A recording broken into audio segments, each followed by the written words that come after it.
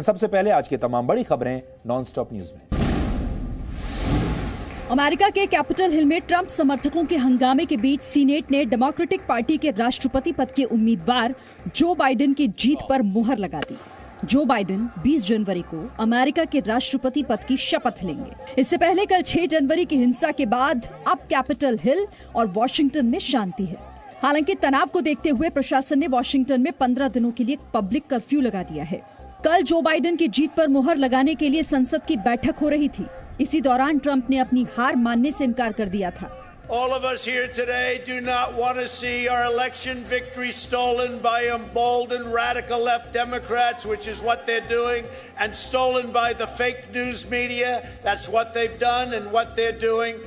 We will never give up. We will never concede. It doesn't happen. You don't concede when there's theft involved. Our country has had enough.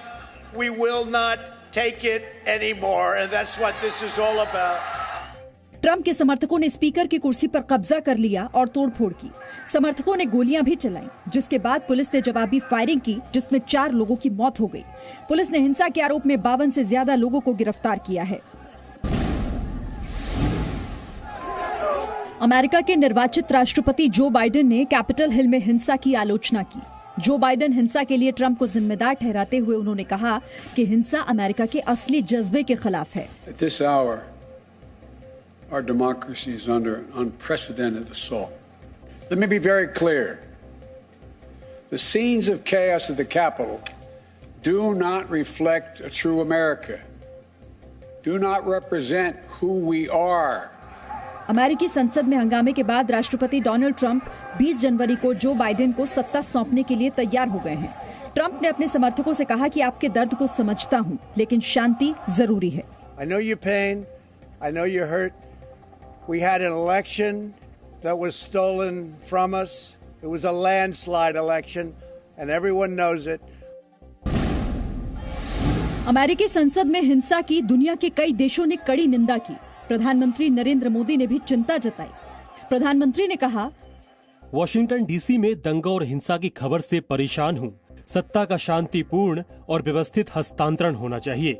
लोकतांत्रिक प्रक्रिया गैर कानूनी प्रदर्शन से नहीं रुकनी चाहिए। ब्रिटेन के प्रधानमंत्री बोरिस जॉनसन और फ्रांस के राष्ट्रपति इमैनुअल मैक्रों ने भी हिंसा की निंदा की।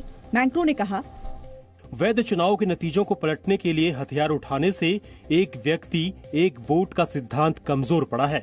वहीं चीन ने अमेरिका पर तीखी टिप्पणी की। चीन के सरकारी अखबार ग्लोबल टाइम्स ने हांगकांग का जिक्र करके लिखा, दुनिया में लोकतंत्र और स्वतंत्रता के नाम पर अव्यवस्था फैलाने के बाद अमेरिका को आखिर अपने कर्मों का फल मिल रहा है। वहीं जापान में डोनाल्ड ट्रंप के समर्थन में प्रदर्शन हुआ। टोक्यो में ट्रंप समर्थकों ने प्रदर्शन करके कहा, ट्रंप को धोखे से हराया गया। किसान नेताओं और सरकार के बीच कल दोपहर 2 बजे 8वें दौर की बातचीत होगी। इससे पहले आज नानकसर गुरुद्वारा के प्रमुख बाबा लखावाल ने कृषि मंत्री नरेंद्र सिंह तोमर से मुलाकात की। सूत्रों के हवाले से खबर है कि लखावाल ने सरकार और किसानों के बीच मध्यस्थता की पेशकश की। मसला तब हल होता है जब दोनों तरफ से कोई न कोई तरफ से आगे कदम बढ़ाए, और इसीलिए हम बीच आकर यही सोच रहे हैं कि कोई ना कोई इनकी जो बातचीत चलती रहे। कुछ उनको भी विनय करेंगे और कुछ मंत्री साहब से विनय करेंगे। किसानों ने आज दिल्ली के करीब बॉर्डर पर ट्रैक्टर मार्च निकाला। किसानों ने सरकार को चेतावनी दी है कि अगर मांगे नहीं मानी तो 26 जनवरी को ट्रैक्टर परेड दिल्ली पहुंचेगी। परेड भी तो करानी है ना, 26 तारीख में जाना, तो उसकी तैयारी होगी। और ये अब तैयारियां हर रोज चलती रहेगी।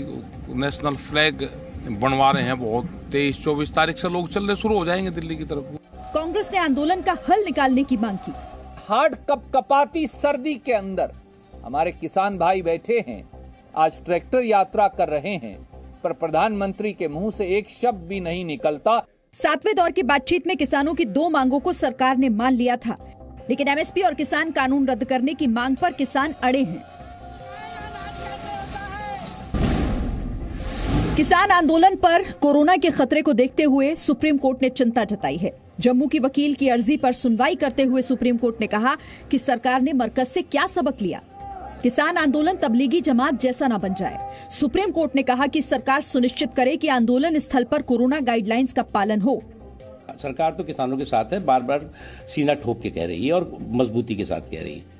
कांग्रेस किसके साथ है? कांग्रेस दरअसल इस एजिटेशन को जनता के लिए इरिटेशन बनाने की कोशिश कर रही है, और कोई भी एजिटेशन अगर जनता के लिए इरिटेशन बनता है तो अपने जो मूल उद्देश्य है उससे भटक जाता है। विपक्ष ने कहा कि सुप्रीम कोर्ट को सरकार के मंत्रियों और नेताओं की रैलियों का भी संज्ञान लेना चाहिए कि वहां कोरोना गाइडलाइंस का पालन हो रहा है या नहीं। सुप्रीम कोर्ट को इस बात को देखना चाहिए, सो मोटो देखना चाहिए कि एक तरफ से सरकार के मंत्री और केंद्र के मंत्री जनसभा कर रहे हैं, रैली कर रहे हैं, और अगर दूसरे विपक्ष कर रहा है तो उस पर ऑब्जेक्शन किस बात का।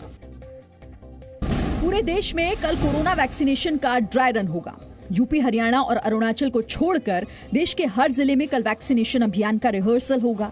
स्वास्थ्य मंत्री हर्षवर्धन ने आज राज्यों के स्वास्थ्य मंत्रियों के साथ इसकी समीक्षा की। हर्षवर्धन ने वैक्सीन पर अफवाहों से बचने की अपील भी की। बहुत तरह की मिस इन्फॉर्मेशंस, अफवाहें, गलत तरीके से हमारी जो सारी चीज़ों को प्रचार करने का भी एक प्रकार से दुष्प्रयास सारे देश में चल रहा है। कोई भी मिस इन्फॉर्मेशन कैंपेन किसी भी कीमत पर सफल नहीं होना चाहिए। वैक्सीनेशन का ड्राई रन देखने स्वास्थ्य मंत्री कल तमिलनाडु में रहेंगे। देश में 2 वैक्सीन कोविशील्ड और कोवैक्सीन को मंजूरी मिल चुकी है। देश में वैक्सीन का सेंट्रल हब पुणे होगा, जहां से पूरे देश में हवाई जहाजों से वैक्सीन पहुंचाई जाएगी। कोरोना वैक्सीनेशन 13 जनवरी के बाद किसी भी वक्त शुरू हो सकता है।